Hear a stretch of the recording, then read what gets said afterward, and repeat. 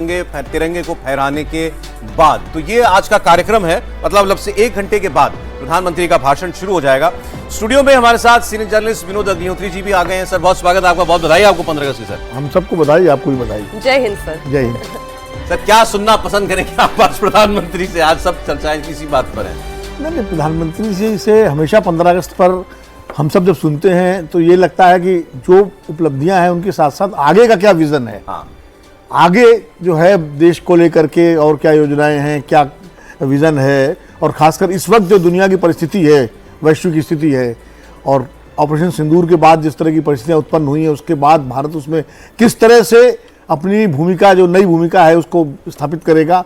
एक तरफ अमेरिका का जो जिस तरह से रवैया है, दूसरी तरफ हम रूस चीन के साथ अपना संबंधों को फिर से बढ़ा रहे हैं, और जो ये दुनिया इस वक्त बाईपोलर न होकर के मल्टीपोलर हो गई है। उस मल्टीपोलर विश्व में भारत की जो अहम भूमिका है, उस भूमिका को और कितना सशक्त किया जाएगा, इसके बारे में प्रधानमंत्री जरूर कुछ कहेंगे। इसके अलावा देश के भीतर जो चुनौतियां हैं, खास करके बेरोजगारी, गरीबी, महंगाई, जो शाश्वत चुनौतियां लगातार हैं, आर्थिक विकास चुनौती है, 1947 में भारत को एक विकसित राष्ट्र बनाने की का जो संकल्प है, उसको पूरा करने की दिशा में देश किस तरह से आगे बढ़ेगा, इन्हीं सब बातों पर हम चाहेंगे कि आज प्रधानमंत्री जी कुछ। अभी आपने जो एक सर बात शब्द इस्तेमाल किया, मल्टीपोलर वर्ल्ड, दुनिया में बड़े बड़े देशों को मिर्ची इसी बात की लगी है, क्योंकि भारत कहता है कि अब ये कोई यूनिपोलर या बाइपोलर वर्ल्ड नहीं है कि एक दो महाशक्तियां वो विश्व को डायरेक्ट करेंगी। आज भारत भी उनमें से एक पोल है, भारत भी एक महाशक्ति है आज विश्व की।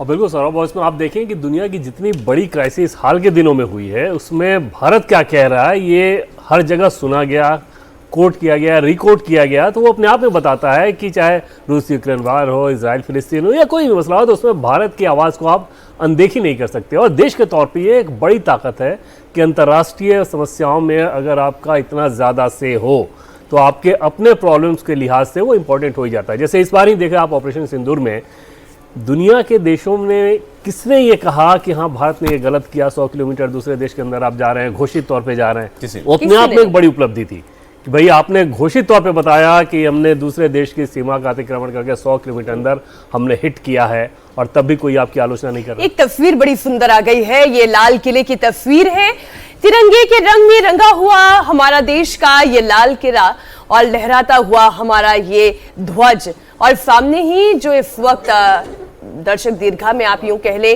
कि जो बच्चे भी मौजूद हैं, जो बड़े भी मौजूद हैं, उनकी कैप भी जो दिखाई दे रही है वो भी ट्राई कलर में दिखाई दे रही है। किसी भी देश के लिए उसकी इंटेग्रिटी वो सबसे ऊपर होती है। और जो बात अभी देवेंद्र आप कह रहे थे, उसी बात को मैं थोड़ा और आगे बढ़ाती हूँ विनोद जी, की इंटेग्रिटी पर कोई सवाल नहीं है, ना इंटेग्रिटी पर कोई आंच आने देंगे। दुनिया का कोई भी मुल्क, चाहे वो इस दुनिया की पहली महाशक्ति हो या दूसरी महाशक्ति हो, वो भारत को ये नहीं बता सकता कि हमें हमारे बॉर्डर की सुरक्षा कैसे करनी है, हमें हमारी विदेश नीति को कैसे तय करना है। ये हम तय करेंगे, हम स्वतंत्र हैं। निश्चित रूप से भारत एक संप्रभु राष्ट्र है, और अब तो दुनिया में जिस तरह से भारत की भूमिका बढ़ी है लगातार, उसमें कोई कैसे डिक्टेट करेगा। वैसे तो कोई देश किसी को डिक्टेट नहीं कर सकता, लेकिन भारत तो ऐसे देशों में है कि ना वो डिक्टेशन लेता है ना डिक्टेशन देता है। तो हमारी स्वतंत्र हमेशा नीति रही है, हम ना आक्रांता देश है, ना हम किसी का आक्रमण बर्दाश्त करेंगे। इसीलिए राइट टू डिफेंस, जो हमारा रक्षा का अधिकार है, उसके तहत ही ऑपरेशन सिंदूर हुआ, उसके तहत ही सर्जिकल स्ट्राइक हुई, एयर स्ट्राइक हुई, सारी स्ट्राइक्स हुई। तो भारत ने, और जितने हमने युद्ध अभी तक लड़े हैं, वो हमने हमला नहीं किया। वो चाहे 47-48 की लड़ाई हो, 65 की लड़ाई हो, 62 में हम थोड़ा धक्का लगा, लेकिन वो भी हमने नहीं युद्ध किया था। 71 में भी हमने युद्ध नहीं शुरू किया था, कारगिल का युद्ध भी हमने नहीं शुरू किया था, और उस तरह ऑपरेशन सिंदूर भी, लेकिन हमने उसको अंजाम जरूर दिया। शुरू जिसने किया उसने उसका अंजाम भुगता।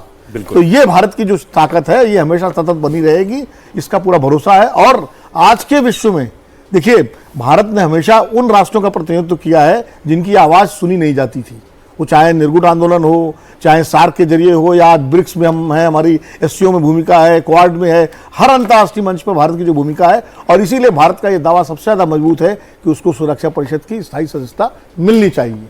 और आज जब हम आपको लाल किले की ये तस्वीर दिखा रहे हैं, ऑपरेशन सिंदूर साफ साफ स्पष्ट बोल्ड लेटर्स में सामने आपने लिखा हुआ भी देखा, और एयर कमोडोर साहब यहाँ पर बैठे हुए हैं। बहल साहब, आज की कोऑर्डिनेटिंग सर्विस जो है वो एयरफोर्स है। बिल्कुल, और ये एक सम्मान दिया जा रहा है एयरफोर्स को, क्योंकि ये ज्यादातर जो लड़ाई थी हवाई की थी, और जो जनरल साहब ने बताया कि पहले 7 जो क्लोज टारगेट्स थे वो आर्मी ने लिए थे टेरर के, और बाकी 2 जो दूर के थे जैसे मुरीद के और भावलपुर है वो एयरफोर्स ने लिए, जिसमें अबाउट 100 आतंकी के करीब इन सारे टेरर इंफ्रास्ट्रक्चर में मारे गए थे। लेकिन बहुत इंपॉर्टेंट चीज है कि भारतीय वायुसेना ने एक वर्ल्ड रिकॉर्ड क्रिएट किया था। अच्छा, वो था 300 किलोमीटर पे हमने उनका लार्ज स्पैन एयरक्राफ्ट, जो कि airborne warning and control system है, जिसके ऊपर रेडार लगे होते हैं, दूर तक देख सकता है, वो था। और सर, प्रधानमंत्री नरेंद्र मोदी ने शुभकामनाएं दी हैं और उनका पोस्ट एक बार हम पढ़ देते हैं। स्वतंत्रता दिवस की शुभकामनाएं भारतवासियों को दी गई, देश में नया जोश और स्फूर्ति लेकर आए। ये स्वतंत्रता दिवस, प्रधानमंत्री नरेंद्र मोदी ने स्वतंत्रता दिवस की शुभकामनाएं देते हुए कहा कि ये स्वतंत्रता दिवस देश में नया जोश और नई स्फूर्ति लेकर आए, विकसित भारत निर्माण को नई गति मिले। वाकई में गति, जोश और स्फूर्ति के साथ यही भारत की पहचान है, क्योंकि हम विकसित राष्ट्र की तरफ लगातार अपने कदम अग्रसर करते जा रहे हैं। बहुत तेज गति से हम बढ़ रहे हैं और हो सकता है कि दुनिया के कुछ मुल्कों की आंखों की किरकिरी भी बन रहे हैं।